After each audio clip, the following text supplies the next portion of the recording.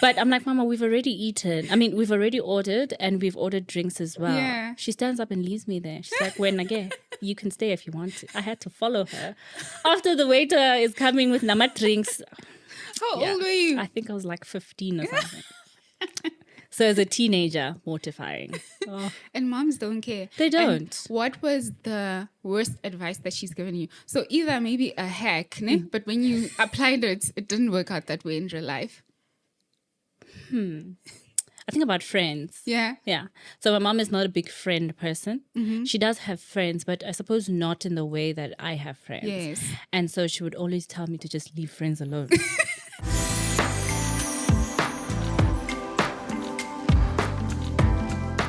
Becoming a mother leaves no woman as it found her. It unravels her and builds her. It cracks her open. It pushes her to the edges. It's both beautiful and brutal, and often at the same time. This quote from Nikki McCannon describes motherhood. If you haven't guessed it as yet, today we are talking about navigating motherhood, your life, as well as your career. And today I'm not alone, so welcome. Alpha Female family to yet another episode of the Alpha Female podcast. To introduce my guest, very esteemed, very gorgeous, and to help me unpack this topic, you've also guessed it right, she is a mother. Hi, Kumo. Hi. Welcome. Thank you. Welcome. I called you Kumo, but I know you also go by the name Nondyebo Yeah, my first name, Nondyebo. Zingitwa-Maake. Yes. She's now married. Yes. And I know I introduced you as a mother, but most people, when they become mothers, every other title sort of disappears. Yeah. So if you were to introduce yourself, what else are you? Ooh. Interesting. It's very interesting because I have to think about that now. I think ordinarily before I would have answered that question a bit easier. Yeah. But my intention is to be more than just a mother because that's who I was before. But yeah, I like to call myself a connector. Ah, yes. Throughout my varsity life and even in my career, it's been one of a connecting theme in my life that I have a gift of connecting people in one way or another. So that's why I'm obviously a professional in a particular space. And a friend, a sister, a daughter, my favorite role, and a mother, a wife. Yeah. And I love being outdoors. I love being outdoors. I love meeting people. I think that's just the gist of who I am. Ah, yes, when a connector. And mind you, we're going to actually play a game called Mama Knows Best, since we are talking about motherhood. What was the most embarrassing moment you had with your own mother?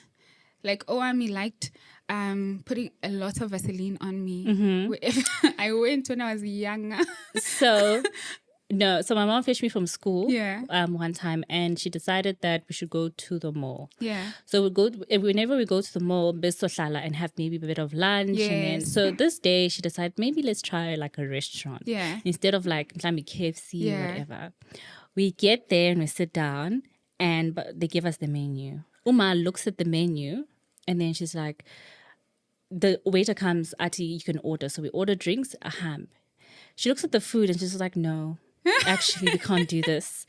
But I'm like, Mama, we've already eaten. I mean, we've already ordered and we've ordered drinks as well. Yeah. She stands up and leaves me there. She's like, when again, you can stay if you want to. I had to follow her. After the waiter is coming with nama drinks. How old were you? I think I was like 15 or something. So as a teenager, mortifying. Oh. And moms don't care. They don't. And what was the worst advice that she's given you? So either maybe a hack, ne? But when you applied it, it didn't work out that way in real life. I think about friends. Yeah. Yeah. So my mom is not a big friend person. She does have friends, but I suppose not in the way that I have friends. Yes. And so she would always tell me to just leave friends alone. Like, that's it. That's her advice. Like, they're not going to take you anywhere. And for me, it's always been the complete opposite. Yeah, because you are a connector. Yeah, so and I think in that way we always used to clash because he didn't understand why ngithanda kangaka. It's just like, yeah, bangani, they're not going to do anything for Why you. Yeah. Why is the new ubani friend lona? every week? So yeah, that was one thing she was That's absolutely very wrong interesting. about. And now that you have a baby, what is the advice that you've gotten from her that's super helpful? To let her be herself. Oh, So I think after I gave birth, Yeah. you get so much pressure from abantu who Yes. say, "Umntwana is supposed to do this by this time." Yes. So I was getting a lot of flack about ukuthi inkaba yakho Yes, ayikawi. Agawi. Yes. And apparently it was supposed to fall by a particular time. Yeah. So for those listening that don't understand Zulu, Sorry, what do we call that thing? Umbilical cord. Umbilical cord. Yes. Yes. So yeah. Traditionally, it's quite a big thing. Yes, it is. So I was told that it has to fall by a particular time. Yes. And it didn't happen that way. And I started getting paranoid. Yeah. And I called Mhlambe, even called the nurse at the peds office, and she was just like, "Is it inflamed?" I was Yeah. like, "No." She's like, It's "Is just she not crying?" falling. I'm like, "No." She's like, "So What's let it fall when it wrong? does." Yeah. And when it eventually did, my mom said to me, "You see, you have to allow Uzulu to do things at her own time, at her own pace." I love that. And so I love that. that was the best advice. Yeah. And it's perfect for our next actual question, which is tell us a bit about Uzulu. So I love your daughter's name. Thank you. It's such a beautiful name. Yeah. So her name for everyone listening is or watching is Uzululam, which means my world. Yes. It's so beautiful. Yeah. So how is she? Tell us a bit more about her. She has a bit of a personality now because she's, growing into herself. She's in that phase where she doesn't want to lay on her back. Oh, wow. But she doesn't know how to sit by herself properly. But she gets angry if you just don't help her. So she wants to sit up and she wants to be with people, and she is very feisty in a way. Okay. She's like her mother. She's trying to do things by herself, but she gets frustrated that, things are not working out, and then she'll snap, she'll cry, and everyone has to jump around and help her immediately, which is so interesting. So I mean, really enjoying her personality. I love how at the moment everything is new to her. Yeah. This morning, interestingly, she was in our bathroom for the first time. So I think for her in the first time, because I'm putting her in the tub to bath her, but this time I was just sitting on the toilet seat, and I could see her just looking at everything. She is so curious. Everything is a moment to observe. Yeah. Yeah, you she's could wonderful. talk about her the whole day. The whole day. And I'm sure every mother can relate. I think so. I was telling a friend of mine, you don't need much to tell a mother much. All you have to say is, "How's your baby doing?" And then you're going to get, this is what she looked like last week, and this is what she was doing today.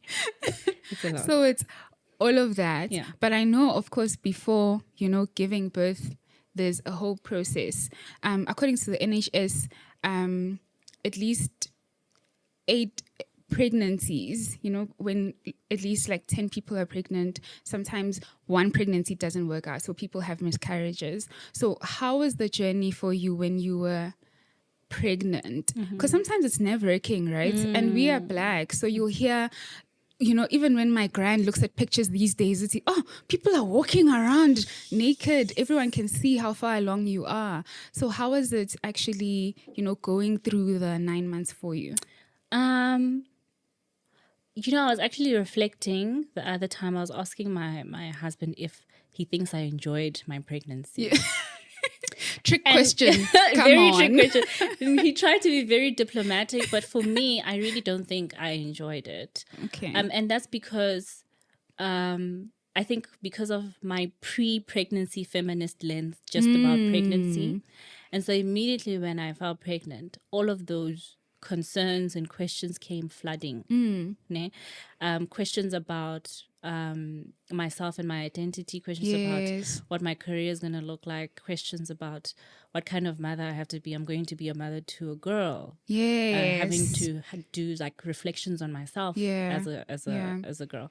So I don't think I gave myself a chance to like just be present. Yeah, to like on some days just look in the mirror and be like, oh, I think this is like, fun. I complained about all of the changes.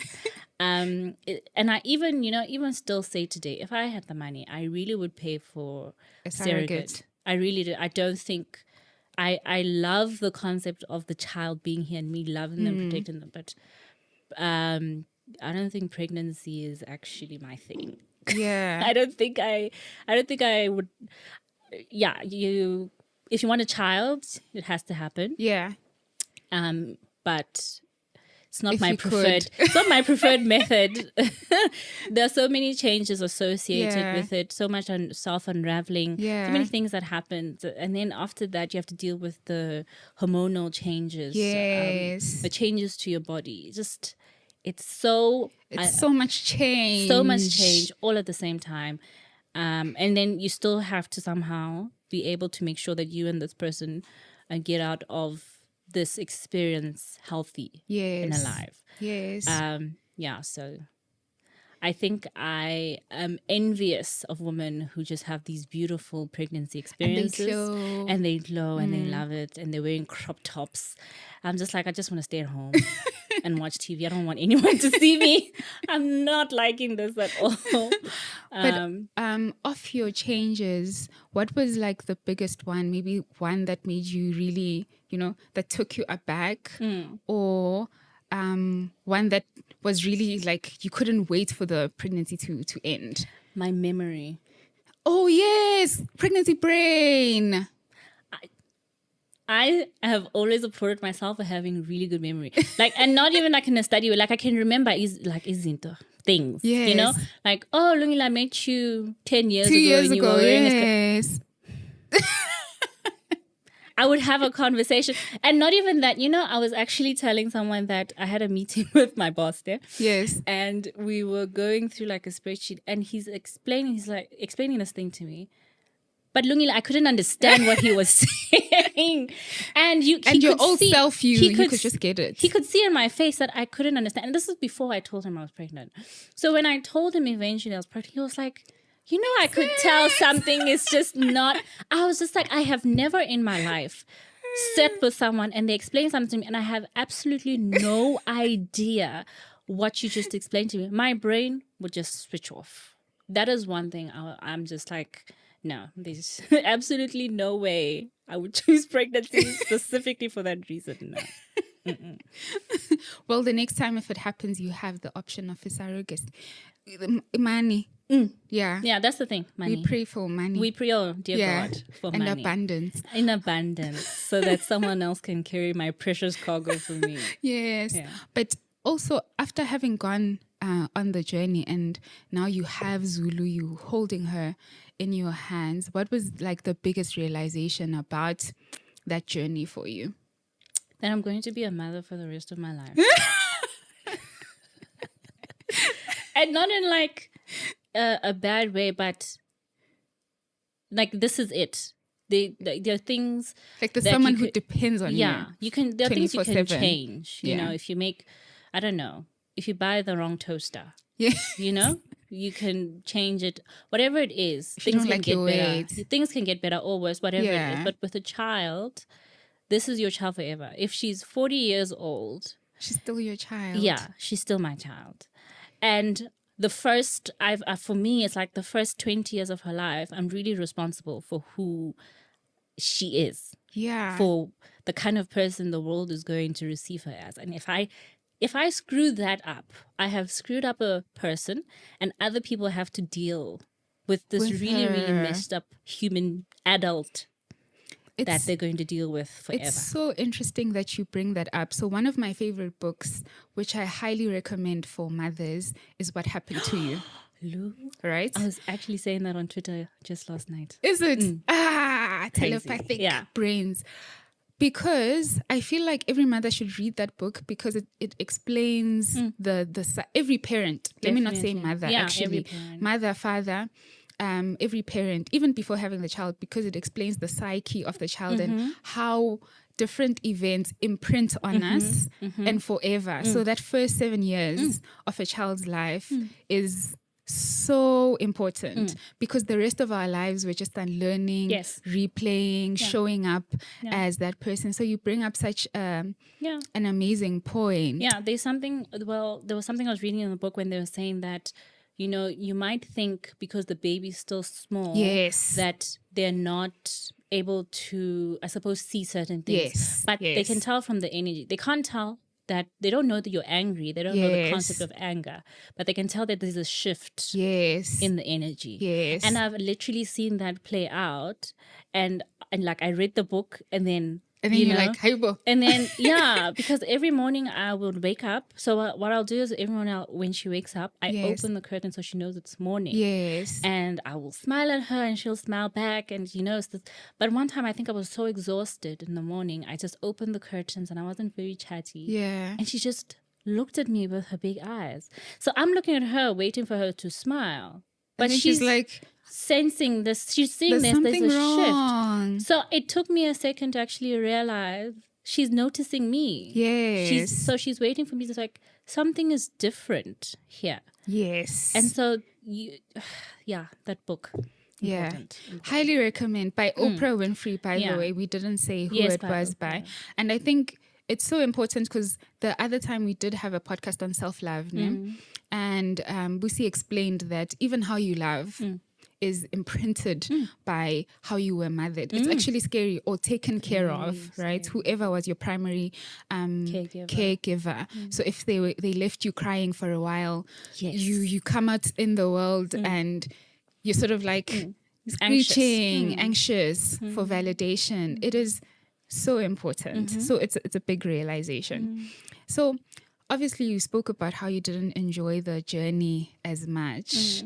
What was the most like also overwhelming? Did you ever feel overwhelmed? Did you have people around you who'd help you? Is this after I gave birth? Both times. So pre and afterwards. So I think during the pregnancy, I think I was just overwhelmed by myself. It sounds like your thoughts. I think I was just overwhelmed by myself and my thoughts. And so I think I would really do that better second time around, to relax. Honestly, there's nothing you can change. You are definitely going to get bigger. You are definitely going to experience all of these other things that you don't understand. The sooner you let go and surrender to the experience, the better. But postpartum, I think what was overwhelming for me is the fact that I have all of these emotions that I have to deal with, but somehow I still have to deal with managing other people around me. So I think, and possibly that's the experience for us African people, that you have a child, but somehow you still have to consider everyone else around you and the things that you say to them and how you make them feel. But you're the one at this... At that moment, you are going through things, but you're afraid to tell people that, please give me space. Give me a chance, give me that. So, and I actually said this to a friend of mine, to be like, please don't compromise yourself. Like, this is a mistake that I made. If you want your mother to be there and you don't want your husband's mother, that's valid. You don't have to explain that to anyone. And I understand people's, marriage, whatever. There is no one who's going to give you what you need exactly in that way that you have to say, this is what I want, because those compromises are going to be what impacts you later, because you're compromising on something that you shouldn't be compromising on. Your health, your physical health, your mental health, those are important, especially in those first 3 months. And so whatever you can do to make yourself comfortable during that time, I think that's something I would definitely feel better. And that overwhelmed me, that I'm really trying to manage all of these different people. And even worse for me, after giving birth, I was in hospital. So you're really trying to manage all of these different people and different emotions when you really just shouldn't. Yeah. You should be thinking about you and the person who you brought into this world and managing those feelings and emotions. Yeah. Yeah, that was quite overwhelming. I can imagine. And I think also because as women of color, particularly Black, you're actually a mother without becoming a mother, pre-being a mother. So you're used to taking care of everyone apart from yourself. It actually takes a bit of unlearning to then be like, okay, let me actually switch off. When I think about it, I mean, I was raised by a single mom, right? And most of the time, now that like my friends, my sister has a child, I'm like, ngeke. If I'm not married, I'm not bringing a person into this world. Because I really don't know how they did it. But then I remember, good to know, man, growing up, I had Kabalerato to go to after school. Yeah. I had someone who can just pick me up from school, and I could eat there. It was like my house. It was like my second house. Yeah. And it was okay. But now, in the world that we live in the high walls that we live in, what are your thoughts around, community and the village that it takes to raise a child? Yeah. Hey, that's changed. And I don't even think it's anyone's fault. Yeah. It's just the evolution of life and the life that we live right now. Like, it's changed a lot. You can't... Yeah, it's changed. I still remember, interestingly, when a friend of mine had just had a baby. And I remember she had a situation where she needed help with her baby.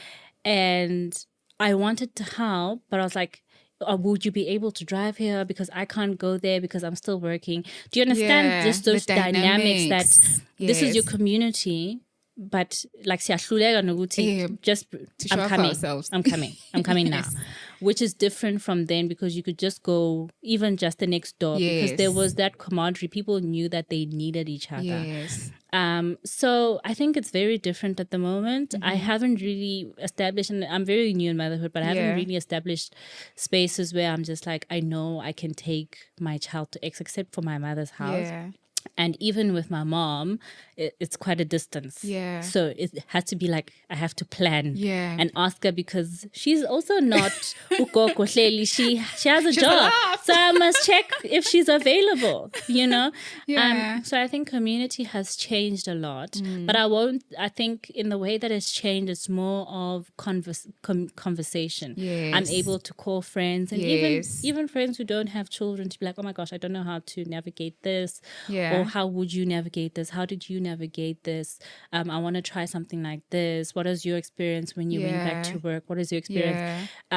So in that way, the sharing of information has really been great. People don't coddle. They're always just like, so this is what happened. This was my experience. This is what I did. So in that way, there is still like a form of community. Yeah, but not in the way that our parents had it. No, not in the same way. And I think it's very difficult, because sometimes even if you want to show up for your friends and family members, people are very specific about how they're raising their kids. There's gentle parenting, there's different ways to parent. So even when you're looking after a child, you're just walking on eggshells sometimes, because I'm not sure where is the boundary and the limit. You don't know if the child is vegan or not. Exactly. Whereas in the past, if you go Gawalarata, you're eating that they're eating. You're going to eat what they're eating. You're going to sit where they sit. You'll sleep where they sleep. Yes, exactly. And that's it. But I think it's interesting that you mentioned, Nguti, our communities look different. So it's more like sharing information and being there for each so other. it's not completely non-existent, but I've had I have an aunt who lives close by who's always said, if you need help, please, bring the baby. But more other than that, the communities have really changed.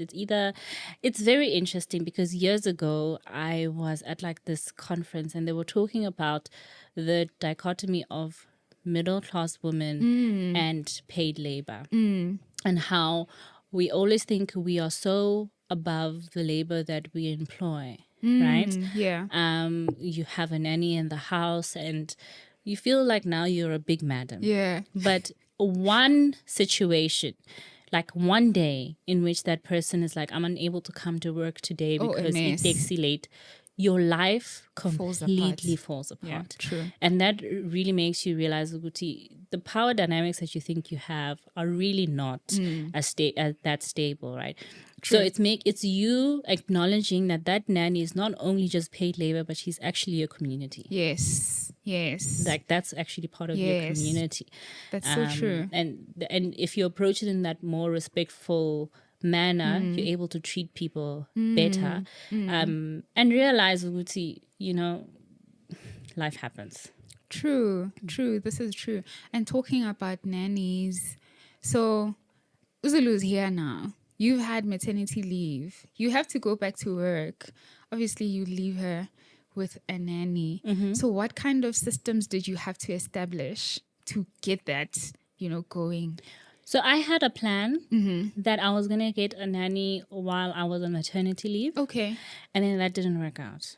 Okay. And then I thought, okay, I'll get a nanny after giving birth. She'll start in Jan. Yeah. Né? And then that happened. I had this really nice old lady, and I was just like, my plan was I'm going to start someone early so that we can just learn each ease other, into right? it also. Then we'll ease into it, and then before I go to work, at least we sort of build a routine for all three of us. Yeah. She ghosted me. Oh no! Oh guys, I'm on any diaries. They're so scary. Yeah, she ghosted me. She was wonderful. I can't even say there was anything horrible about her. Like, oh, Gogo, has mama righty. Kumnandi. And I would even I was actually quite sad about that one. And then had to find someone new. Took about 2 weeks to find someone, and the first 2 weeks was disastrous. Oh my! Because Zulu did not want her. Beekhala every day. Oh my! So now, but you haven't gone back to work. I haven't gone back to work. You're there. You're trying to establish this relationship, and it's just not working out. Not working. The first 2 days, I'm like, I'm going to be around in the space, but let her, and take care of the baby.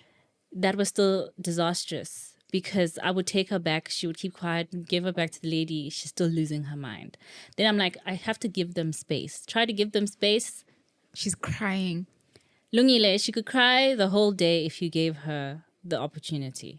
My word. The whole day. At some point, I was about to give up. I was just like, this is not working out. And I don't even know what's going to work out. I'm going to be a stay-at-home mom. I'm going to be a stay-at-home mom. This is not working out. I literally remember texting Katleho and saying to him, this lady needs to leave on Monday. And I was like, this is not even because of her, but this is just not working out. Yeah. That Monday, she was quiet. It was almost as if she knew. Gave her to the lady. They sat. She was drinking her milk. Everything was fine. And since then, they've been inseparable. So Amazing. For me, it was really important to establish that. I mean, first of all, that was like the most, that period was a lot.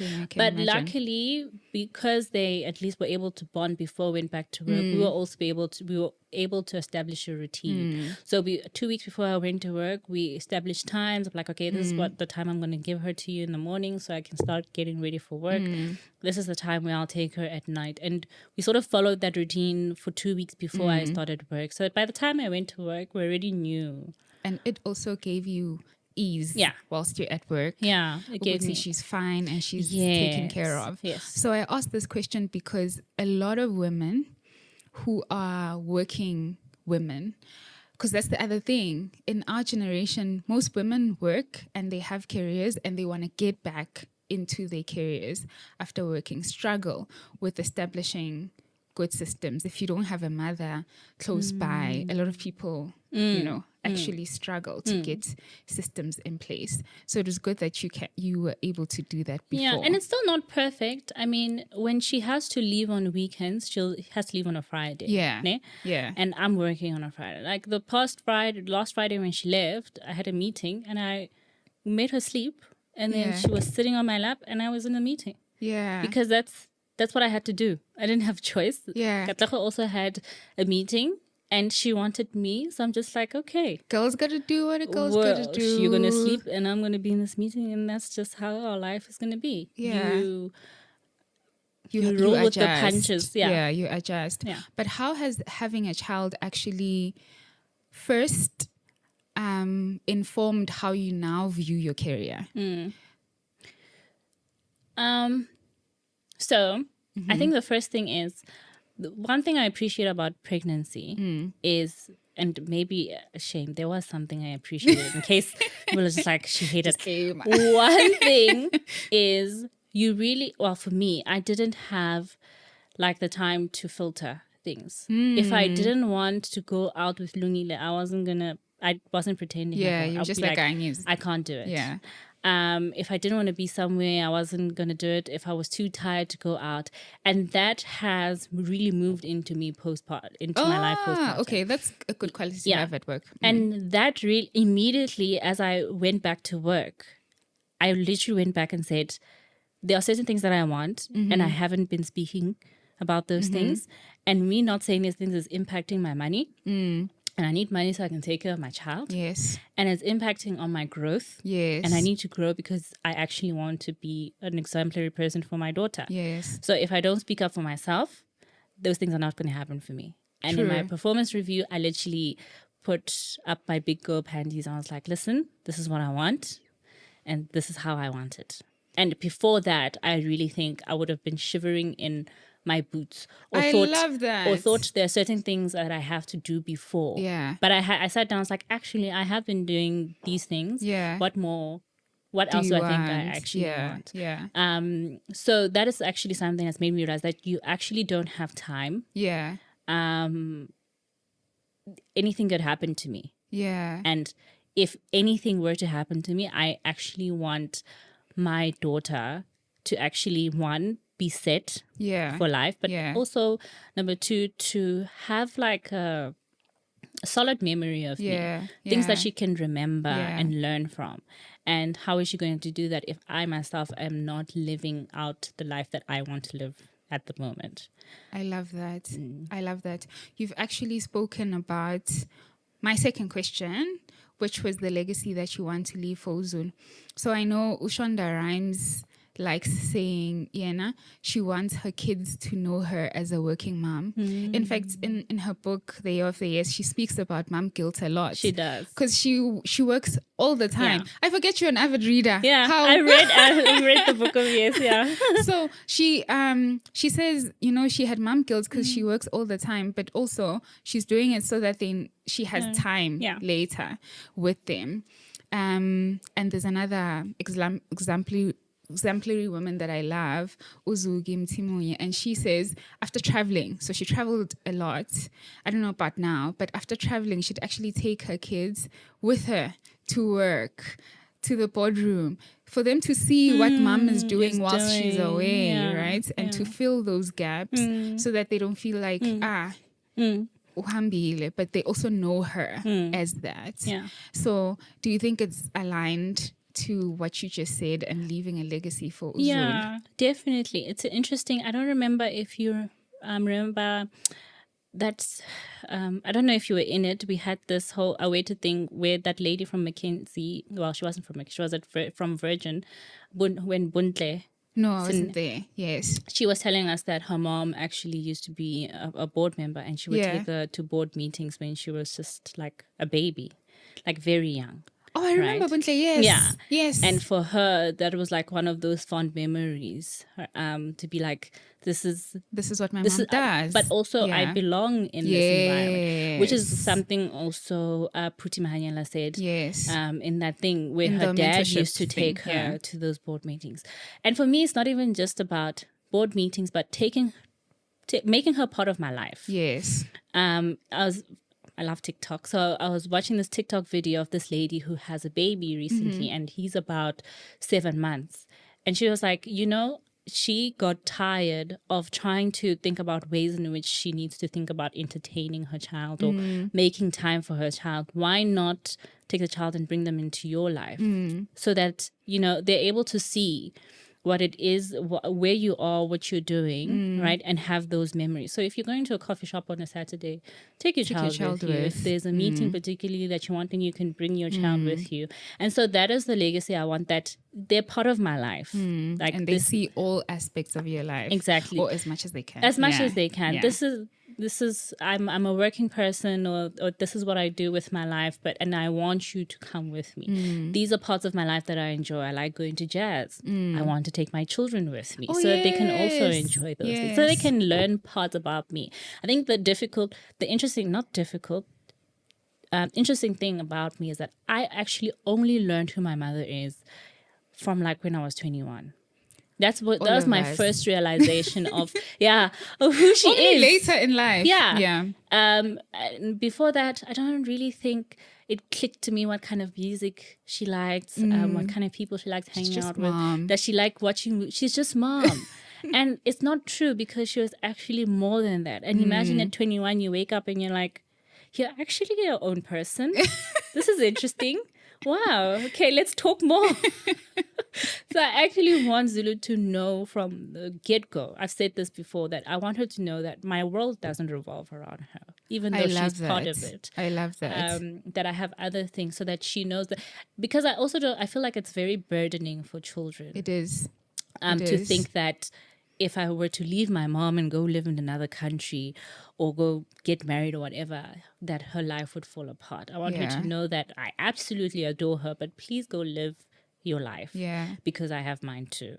I think a lot of women, and I've seen it even in families, they wear motherhood as an identity, as their entire identity. So what happens, I think, when you do that, is now your child becomes your happiness. That's a big responsibility to have as the child, to have the single responsibility to make someone completely happy. Yeah. It's tough. I've literally always, I wrote a blog a long time ago about my mom to say that I really think she would have been much happier and actually far better off in her life if she hadn't had us.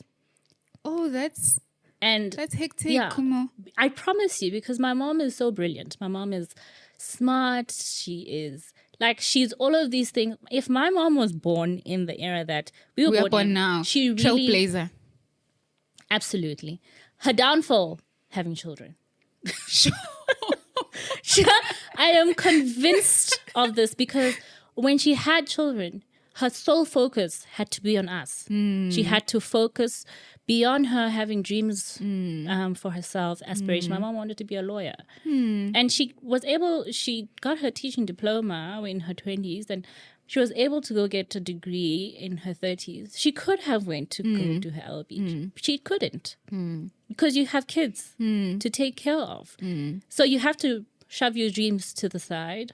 And any other ideas you have, and now your entire life is centered around these two people who are going to leave you and have their own lives. So yeah, definitely I think there has to be a shift for women, whether you are a working career woman or even if you're a stay-at-home mom, because it can even take over even when you're a stay-at-home mom. You have to find a rhythm or something that is for yourself. Otherwise, one day you're going to realize that you lived your entire life for people who are going to live their own lives. Sure, that's so powerful.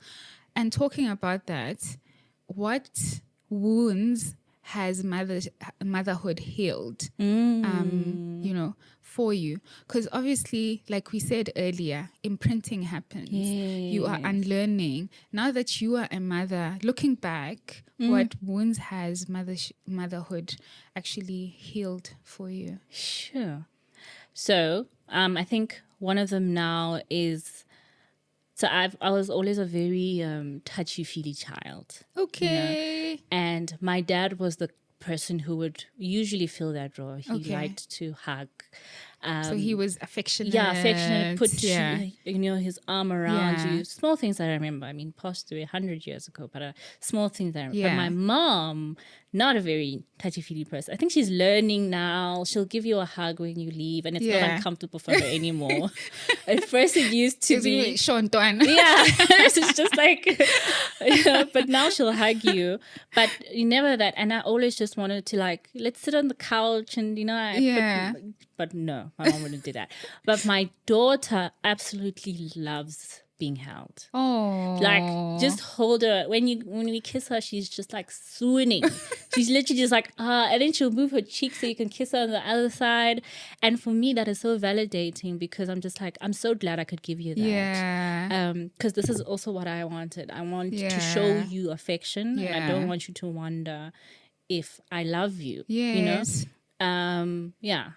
And I think in mom's defense, in their time and era, they had to keep going. Definitely. And keep moving. Yeah. And it's a bit the same with my mother because at the time she was go, go, go. And now she wants this and I can't. I'm just like, I born and yeah. So we all have to unlearn and relearn together. Definitely. I think that's why it's also important to meet your mother as a person one day. Because for me, I had to acknowledge the fact my mom wasn't really raised by her parents. Yeah. So she has a big motherhood. My mom has a huge motherhood. So it's me realizing that she had to learn mothering by herself. Oh, yeah. Like, I learned from her, but she didn't learn. She didn't have the templates. She had bits and pieces, an aunt there, a person there, but, you put those things together and then you make an assumption of what you think mothering is. True. And so you have to give the person grace as well. True. And as we wrap up, what is one thing you would want to say to her as a thank you? My mom. Yeah, your mom. Because I can say she's also the reason you're the mother that you are. That's true. Whether you're learning from the things maybe that she wasn't able to do, whether you're learning from the things that she did and you're perfecting, she's a part of it. Yeah. So it's Mother's Day tomorrow. Yeah. So what would you want her to know now that you are a mother? Yeah, sure. So many things. I think I already tell my mom a lot about what I think about her, but I can always reiterate, I thank her for allowing me to be myself. Oh, that's amazing. And she doesn't always like who I am. And she'll like friends. But even when she doesn't like it, she still allows me to be myself. And I am very grateful for that. I'm grateful for the fact that she literally did give up most of her life to raise me. And even though part of that gives me sadness, I'm super grateful for it because I wouldn't be who I am. My mom had goals for who she wanted her children to be. She always said she wants her children to be educated no matter how she does it or what she does. And look at you. And she did exactly that. So for that, for just teaching me just the perseverance of this is what I want with my life and you can achieve those things. Sure. Yeah. She really is like my best friend.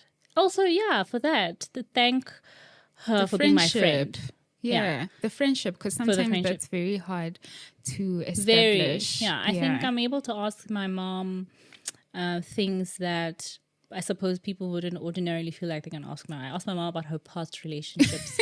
Those are so fun. They are. I asked my gran about them. Yeah, I always ask her, how was this with that person? And you can tell she's uncomfortable at first, but she'll eventually tell you. And it's very interesting. You will find out things about yourself. Yes. By those questions that you ask. When they answer certain thing, you're just like, oh my goodness, I've reacted that way in a situation. This is why. So I really so grateful for the friendship. It's beyond anything I could have imagined. And I really hope that I can mirror that for my daughter. For your daughter. Yeah. That's amazing. And what advice, I mean, we've spoken about different things already throughout our conversation, but what advice would you give to new mothers? Don't compromise. don't compromise. That's like a recurring theme in my mind. If there are things that you need that will just make the experience better for you. I was watching a video from a pediatrician who was saying, if you're going to be a new mom, please go on a baby moon, because it's going to be rough and tough. It really is going to be rough and tough those first 3 months, you know. So if you want to go on a baby moon, go, you know. If someone's like, I can't go with you now, and if you can go alone, go. Don't compromise. If you want to go to your mother's house for 3 months, go. If you want to be by yourself and you don't want anyone there, do that. Whatever it is that you feel like is going to make you and your baby have a better experience in that time, do that. And don't compromise. Yes, community is there for advice. Listen to people give you advice, and then do what you want. Take the advice and decide whether you take it or not. Don't be influenced by don't be influenced by this is what people think is best to do. This is what's been done. This is your experience and this is your child. Don't compromise. And then when it comes to career and bouncing back, I'll give you a prefix. I think sometimes when women come back from, say, maternity leave, they actually overexert themselves to prove that I'm still the girl. So what learnings can you leave with people there? You know, unfortunately, I think because of the environment that we are in, I don't think there's any other way. And I actually find it difficult for me to say that, but it's the truth. Especially as a Black woman, you already have to prove yourself. But maternity leave is so long, I realized. In 4 months, so many things have changed. So you can even come back to an organizational restructure. Listen, I came back and there were people who had roles were no longer there. There were new people. And then you have to rewire, because now someone else was doing your work role. for you. Now you have to rewire people to the fact that that's actually your job. And you don't even know if they actually liked working with that person better than they like working with you.